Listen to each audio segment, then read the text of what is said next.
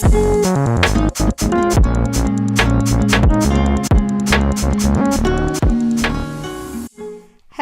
there, and welcome to my very first episode of my very first podcast. I have been putting this on the long finger for so long now, and I am not someone who normally procrastinates, but when it came to this, fear of failure has just crept in so much that I literally, every day I had it on the to-do list, I kept putting it to the next day. I'm like, well, that doesn't really need to be done.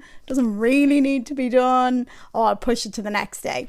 But then I took my own advice that I give to my clients and I bit the bullet and I hooked up the microphone today. And I said, if there's one thing you do today, Nerissa, you're going to record the first episode of your podcast. So here we are. So the name of this podcast is Or So She Says, okay? There's a reason why I chose this name, and I'm actually going to make you wait until the very end of the podcast for you to actually listen to the reasons why I chose this name.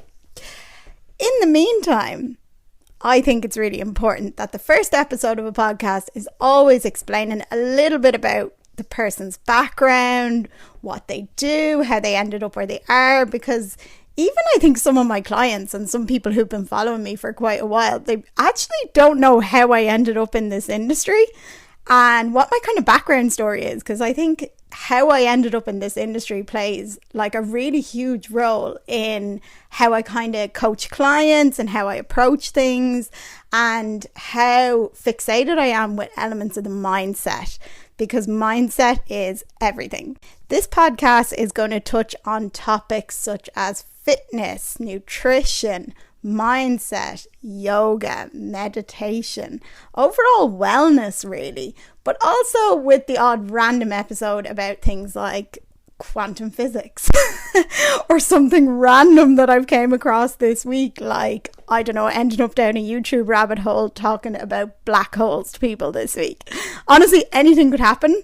It depends on the week, but mainly I'm going to focus on topics such as fitness, nutrition, yoga, wellness, mental health, everything that I think is important to encompass in order to kind of look at health more from a holistic view as opposed to looking at things separately.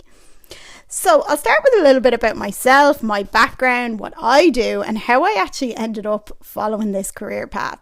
And then I want to chat to you a little bit about, as I said, the name of this podcast, why I chose it, and also a little bit more about the topics I am hoping to cover over the coming weeks, months, years. Who knows? We'll see if people actually want to listen to me. Apparently most podcasts don't actually make it past the third episode, so fingers crossed. You can let me know if you like it. So my name is Nerissa Shea. I am 32 years young. I'm actually nearly 33, and I was born and raised in Ireland. I am a personal trainer, EIQ certified nutritionist, yoga instructor, sport and exercise psychology consultant, and a professional Irish dancer. I launched my business, Shea Fitness, in the height of COVID back in the beginning of 2021. Hence why my business has always been and still is predominantly online. At first this was because of COVID, but what I actually found was I preferred it. I used to work in a gym and I used to see clients maybe like twice, 3 times a week, and they might have a quick check-in with me maybe once a month.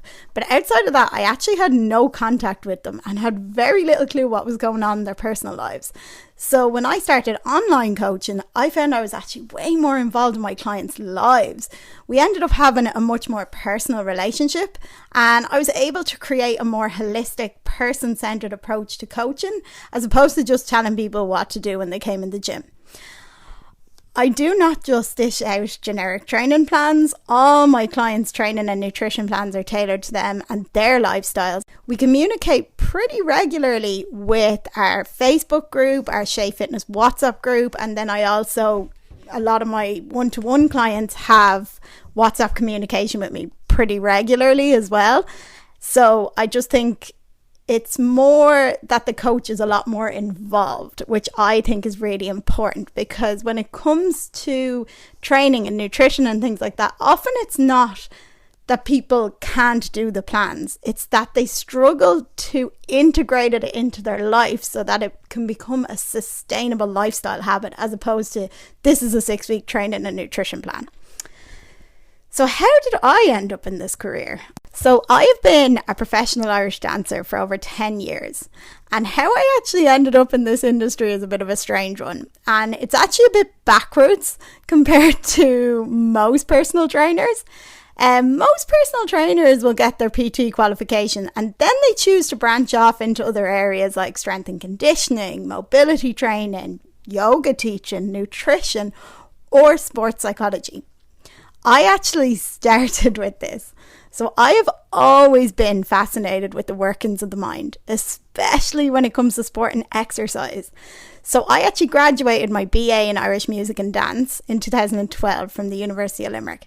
Had the time of my life there. Literally, I would do anything to just go back and do them 4 years again. They were just so much fun. I literally met like some of my best friends. We're still best friends now. We just had so much fun and just incredible memories. But when I finished my BA, I took a break for a year, went off doing a bit of dancing work, and then I actually decided to go back and do my master's degree in applied sport and exercise psychology. Oh my God, going from a performing arts degree to a master's degree in science was rough, to say the least. I remember my thesis, okay, now this is an absolute mouthful, an investigation into the relationship between multidimensional perfectionism and motivational climate in elite adult Irish dancers. I have never been so stressed in my life. If it wasn't for the people in my life helping me with SPSS and all these systems that I'd never heard of in my life, I actually just think I would have had a full-on mental breakdown. However, I graduated, did really, really well, passed all my exams, and then decided, you know what, I actually haven't a clue what I want to do with this, so I'm going to go back on tour again. Standard dancer. They study, and then they go back on tour. They go and get a normal job for a while, and then they go back on tour. So anyway, I was back touring for a few years and having a great old time, and then bang, 2020 hit. Now at that point, if I'm completely honest with you, I was starting to really feel like dancing was becoming a job. I felt like I was just jumping from contract to contract and not really fully enjoying what I was doing anymore. So when the pandemic hit, and it hit a critical point around mid-March 2020, and people who were abroad started to fly home, and people were panicking, and there was so much chaos in the world at this time, and I think it was around the time they'd had the first case in Ireland. So like, of course, Irish being Irish, we are in this complete state of the world is going to end because we've had one case of COVID now. So everything was cancelled. Our tour was cut short. I was away in Germany at the time. And actually all my work I had lined up for the foreseeable future just got cancelled and postponed. My nightmare, however, began 2 weeks prior to this when I was dancing on a faulty stage in Germany, and the stage actually came apart mid-dance. My whole ankle buckled over.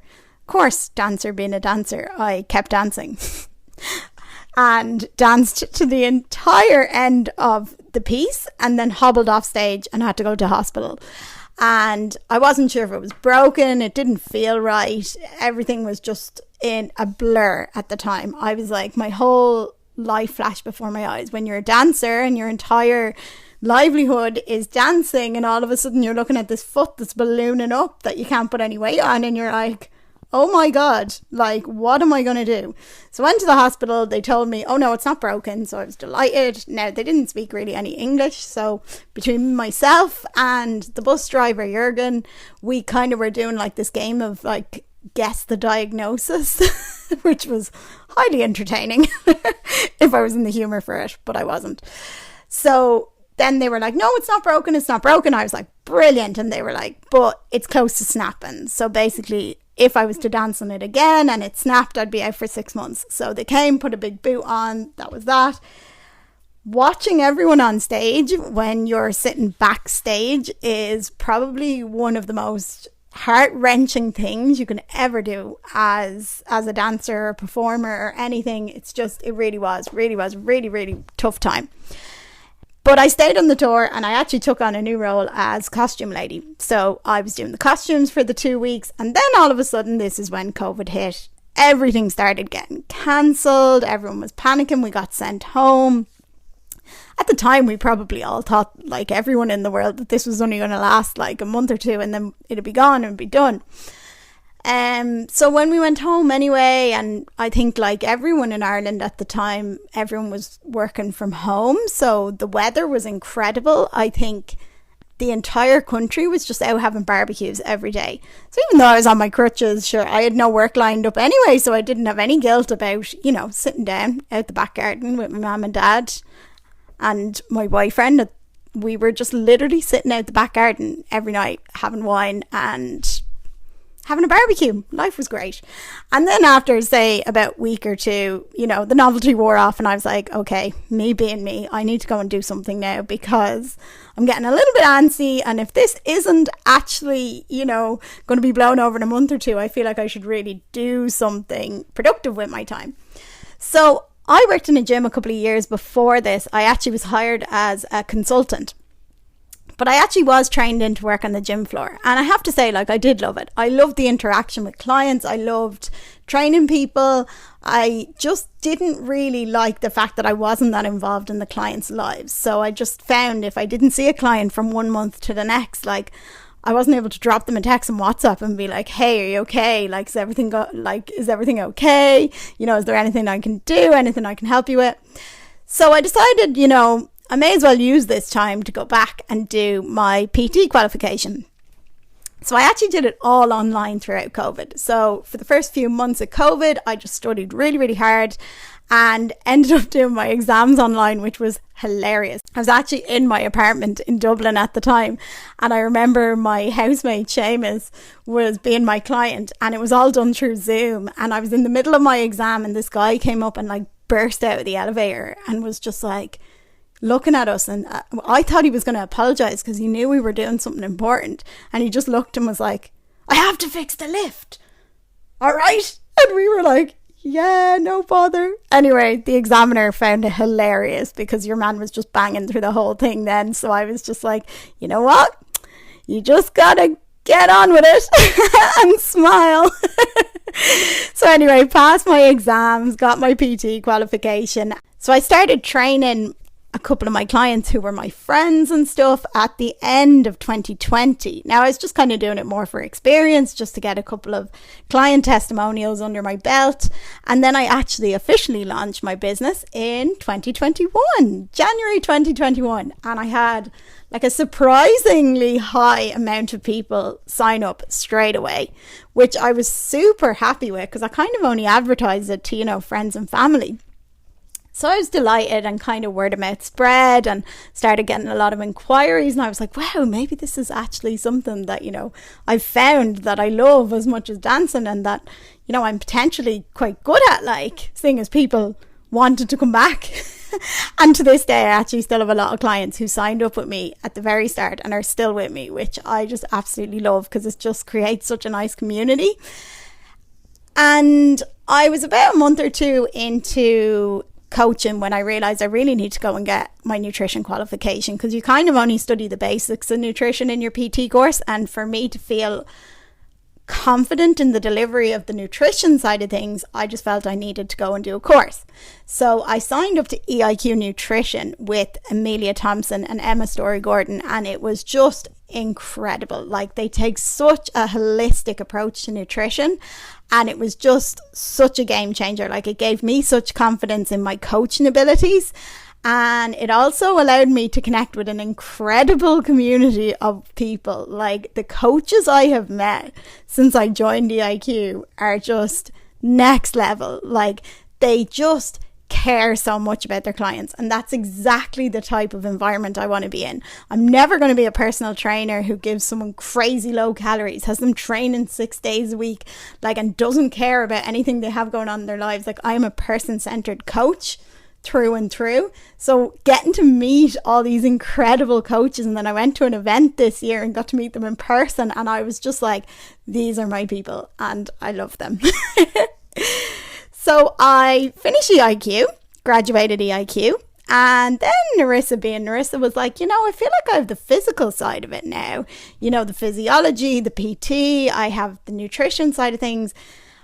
I felt like something I really wanted to start delving into was more the spiritual side. So I'd been practicing yoga quite consistently since the start of lockdown, actually because I got injured and I wasn't really able to do much else. And then I got hooked. So the end of 2021, I went to Bali and did my yoga teacher training. And it was just the most incredible experience ever. Like, it was so tough. Like, it was like 6 a.m. till 7 p.m. every single day. But like the people I met, the experience I had, it was just, I would love to just go and do it again. I'm actually hoping to get to India to do my 300 hours now by the end of the year, because it was just such a life-changing experience. And then being able to actually start teaching yoga along with my coaching is just opened up a whole other avenue. So not all my PT clients are into yoga. Not a lot of my yoga students would be into the personal training side of things. I totally keep them separate a lot of the time, but some clients, they dip in between the two. And I think it's a very, very well-rounded thing to have with regards to the mental side of things, the physical side of things, and the spiritual side of things. Because I think it's important to encompass all three in order for something to be overall successful.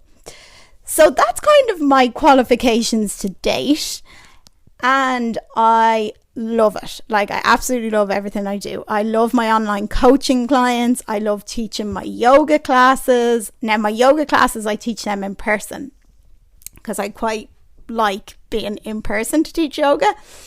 And I also run some workshops and stuff throughout the year as well. So it's busy. Life is busy. And from September now, it's going to be really, really busy. And I've got some really exciting things coming up. But I am also really, really trying to focus on taking some time out for myself, because I found the first year I launched my business, I did not take one day off and I ran myself into the ground. Started breaking out in psoriasis and everything for the first time. My friend was like, that's from stress. And I was like, what are you talking about? I'm not even stressed. So I think stress management, another thing I deal with my clients a lot in their check-ins. And it's just really important to be taking the time for yourself every week. So I am really, really trying my best to at least take one day a week that is just for Nerissa. Sacred Sundays, I like to call them. So before I finish up and round up my first episode, I want to talk a little bit about why I called it Or So She Says.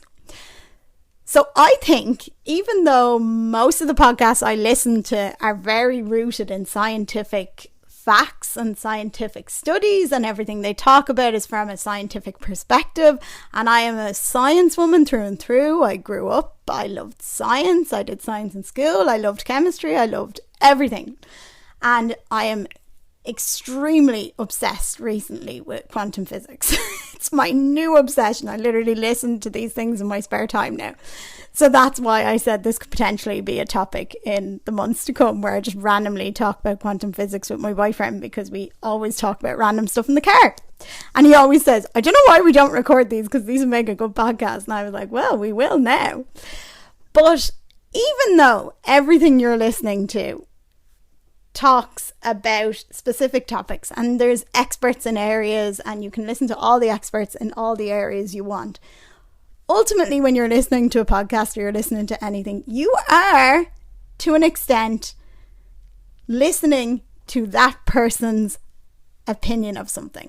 So when you hear me talk about things, and I will be talking about loads of topics, especially with regards to nutrition, the menstrual cycle, training, like all these different facets about them, like, I can't wait to actually just get stuck in and talk about some of the topics that are still to this day so misunderstood by people. It's crazy. And just so many misconceptions, and diet culture and anti-diet culture, and all these different topics. Ultimately, when you're hearing what I'm saying over the next couple of weeks, months, years, if this is successful and you actually want to listen to me, when you listen to me, and even if I'm giving you scientific facts to back up what I'm saying, most of what I'm saying is still my view and my opinion of it. So I like to say, or so she says. So for every topic I will cover over the next while, you can say, well, Nerissa said it in her podcast. And then someone's like, oh yeah, or so she says. And there you go. Because it's true. And I'm really, really excited for this. I'm really excited to cover some really cool topics. Like, I love when my clients come to me with kind of their problems and issues and stuff, because it gives me such motivation to talk about what I want to talk about. But this first episode was very much just an introduction. Me, my background, how I came into this industry, and how I kind of coach my clients and my values and what's important to me. So if you enjoyed this podcast, please subscribe, please like, please share. And I would really appreciate if you shared it with your friends and family. And if you do like it, I promise I will actually record episode 2. And maybe I will get by the 3rd episode. Thank you so much for listening. Have a lovely day.